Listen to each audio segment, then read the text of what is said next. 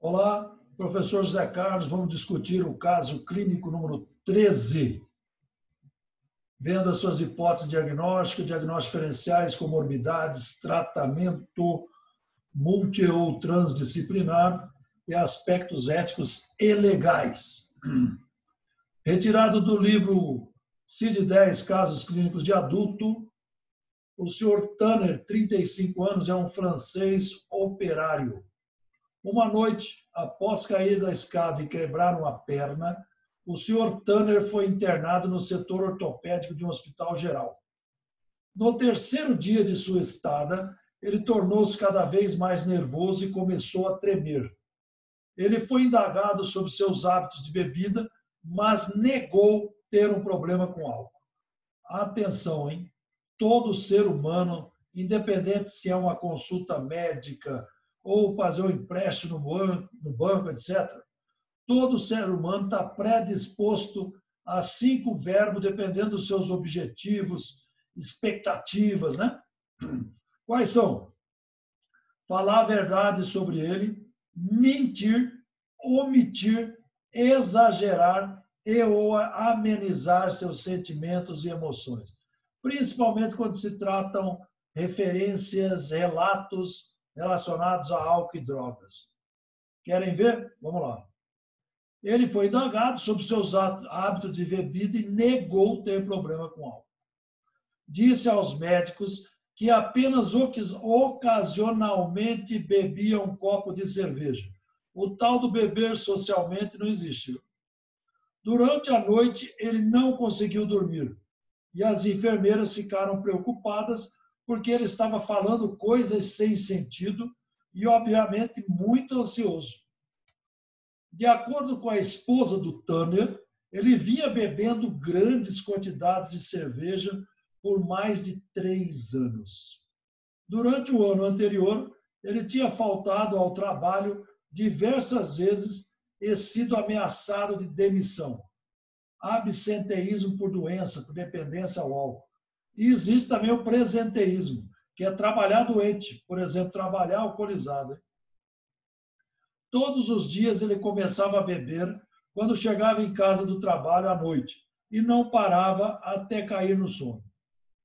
Na noite em que foi internado no hospital, o Sr. Tanner chegou em casa como de costume, mas escorregou na escada e quebrou a perna antes de que pudesse começar a beber. Ele não tinha bebido antes da internação. A senhora Tanner sentia-se envergonhada pelo problema com o álcool do marido e ele não tivera coragem de contar ao ortopedista sobre ele quando seu marido chegou ao hospital. Olha o perigo, o estigma, o preconceito em relação aos problemas com álcool e drogas, que pode levar até risco de vida, como nós vamos verificar aqui. 3 dias mais tarde, quando os médicos perguntaram-lhe diretamente, ela lhes contou toda a história verdadeira. A senhora Tanner diz que seu marido tinha comido muito pouco durante as últimas semanas. Vinha bebendo demais, né? Ela observava que, em diversas ocasiões, ele não conseguia lembrar nem mesmo acontecimentos importantes ocorridos no dia anterior. O álcool leva à lesão de neurônios, a psicose alcoólica, dependência, abstinência, como nós vamos verificar aqui. Eles sofreram um acidente de carro quando bêbado 2 anos antes, mas sem qualquer ferimento maior. O Sr. Tanner não tivera problemas de saúde maiores no passado. Vejam bem, acidente de trânsito por problema com álcool, hein? Ali já poderia ter tido alguma interferência judicial, né? O relacionamento com sua esposa, entretanto, havia se tornado extremamente difícil desde que ele começou a beber. E a senhora Tanner estava considerando seriamente o divórcio. Isso nos Alcoólicos Anônimos, que existem há mais de 80 anos no mundo, e é um grande aliado no tratamento médico, um tratamento aí transdisciplinar, né? Eles referem muito isso. Casamentos desfeitos por problema com álcool em um dos cônjuges, né? Por isso que o AA tem o Alanon para as esposas, os esposos, e o Alatim para os jovens, para os filhos, os adolescentes, crianças, né? O relacionamento com os filhos era tenso, olha. Ele frequentemente discutia com eles, mas recentemente eles vinham tentando evitar o pai o máximo possível. De acordo com a senhora Turner, o pai de seu marido tinha sido um alcoolista crônico, um etilista crônico, né? E morrera de cirrose hepática quando seu marido tinha 24 anos. No exame, a fala do paciente era arrastada e incoerente. Ele achava que ainda estava em sua fábrica e que tinha que terminar o trabalho. Às vezes, os médicos e as enfermeiras que tinham cuidado dele durante os últimos dias, mas outras vezes achava que eles eram colegas de sua fábrica. E essa história de lesão cerebral pelo álcool pode ser temporária, uma demência alcoólica, uma psicose alcoólica temporária, em virtude de uma dependência alcoólica, ou pode se tornar uma síndrome de Wernicke-Korsakoff, enfim, pode até mesmo ser irreversível. Aqui ele tinha uma prosopagnosia, uma alteração da memória de reconhecimento das pessoas, né? Em diversas ocasiões, tentava matar insetos que via sob suas cobertas. Estava desorientado alopsicamente no tempo, lugar, espaço e era sobressaltado pelo som mais leve de fora do quarto. Então, uma hipersensibilidade a som aqui. Lá atrás, tentava matar os insetos, geralmente alucinose alcoólica. Ele não tem certeza, mas está enxergando essa alucinose tátil visual alcoólica, né? Ele suava profusamente e não conseguia segurar um copo sem derramar a maior parte do seu conteúdo. Tremores finos e grossos de extremidades.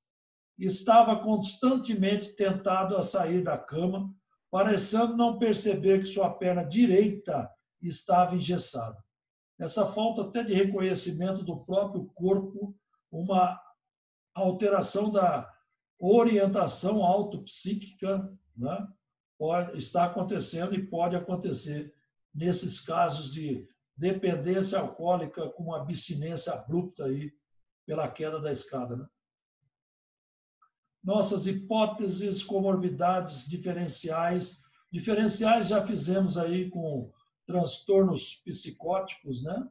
Outros. Vemos aí comorbidades, como nós vamos discutir a seguir.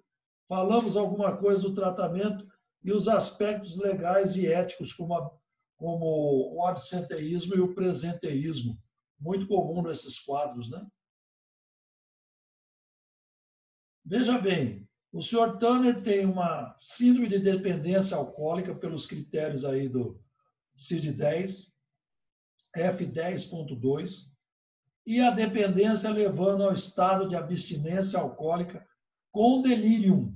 Ainda bem que foi atendido a tempo, estava no hospital quando começaram os sinais e sintomas do delírio, sem convulsões. Geralmente eles vêm a ter convulsão por conta da desregulação metabólica e também pela febre intensa, né? Ele teve aqui calafrios, mas não fala em febre, né? E um diagnóstico subsidiário provisório, né? Provisório por quê? Esperamos que ele reverta esse quadro, né? O Sr. Turner tem uma longa história de uso pesado de álcool e desenvolveu graves sintomas de abstinência quando não pôde beber naquela noite que chegou do trabalho e primeiro caiu da escada e foi parar na ortopedia do hospital, né? Ele apresentava os sintomas característicos de um delirium, alteração do nível de consciência, com embotamento da consciência, distúrbio global da cognição, agitação psicomotora, distúrbio do ciclo sono-vigília e com insônia, início rápido e flutuação dos sintomas. A presença de um estado de abstinência associado com o delirium imediatamente após a cessação do consumo pesado do álcool indica estado de abstinência alcoólica com delírio. Visto que o paciente não tinha convulsões, o diagnóstico de acordo com a CID-10 é F1040. O problema de bebida do Sr. Tanner durou por pelo menos 3 anos e a informação fornecida por sua esposa oferece evidências que apontam para um diagnóstico adicional de síndrome de dependência alcoólica. Os problemas e de memória observados por sua esposa tornam possível que o Sr. Tanner tenha, além disso, uma síndrome amnéstica causada pelo uso de álcool. A descrição, entretanto, não nos fornece informações suficientes para fazer um diagnóstico adicional confiável desta síndrome amnéstica, que é diagnosticada como F10.6.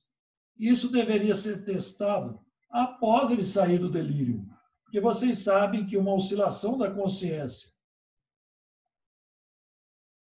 esta que é a função psíquica maior, o carro-chefe do exame mental é a consciência, não é mesmo? E é ela que puxa todas as outras funções. Se ela está alterada, as outras funções também estarão, né? Então, olha aqui, ó. Isso deveria ser testado após o delírio e os outros sintomas de abstinência terem diminuído, já que prejuízo de memória é também um aspecto proeminente no delírio. E outros também, né? Como nós já fizemos essa encenação, para quem nunca ouviu dessa encenação, eu falo sempre de uma simbologia, que a consciência é a locomotiva e os vagões são as outras funções mentais. Memória, atenção, concentração, psicomotricidade, afetividade, pensamento, senso-percepção, inteligência, imaginação, etc. E nenhuma dessas outras, que não seja a consciência, tem uma importante mais do que a outra. Todas elas circulariam, né, como um trem em círculo, mas a nossa locomotiva é a consciência.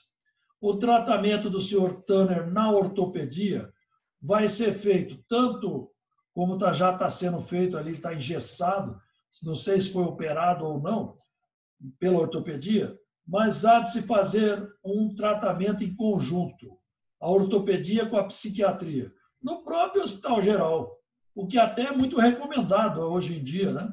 Enfermarias psiquiátricas em Hospital Geral. Mas como ele já está na ortopedia, uma medicação ali ansiolítica, que já vai ajudar no sono, pode ser benzodiazepínico? Pode. Até os benzodiazepínicos podem ajudar até a prevenir ele não vir a ter convulsão, o que pode acontecer no delírio tremens, né? Além disso, nós podemos passar antipsicóticos. Sim, antipsicótico. Pode ser aí o haloperidol ou mesmo a clorpromazina no soro, né? Antipsicóticos estes tradicionais, não é? Podemos passar também naltrexona, acamprosato, que são outros medicamentos chamados de antídotos para o álcool, né? Disulfiram, antietanol, né? Para que ele não tenha mais vontade de beber. Porque os benzodiazepínicos vão auxiliar na abstinência, o haloperidol ou a clorpromazina nas questões da psicose alcoólica, e esses outros trabalhando a questão dele não querer voltar a beber. Então, já no hospital, já iniciamos esse tratamento. Tiramos o nosso Sr. Tanner do quadro de abstinência e prevenimos aí futuramente ele voltar a beber, né? Trataremos já de antemão a sua dependência alcoólica. Eu tinha comentado que ele, nos aspectos legais, ele já se livrou lá daquele acidente de carro, né? Que poderia ser preso, o que é proibido beber sobre qualquer quantidade, dirigir sobre qualquer quantidade de álcool, não é mesmo?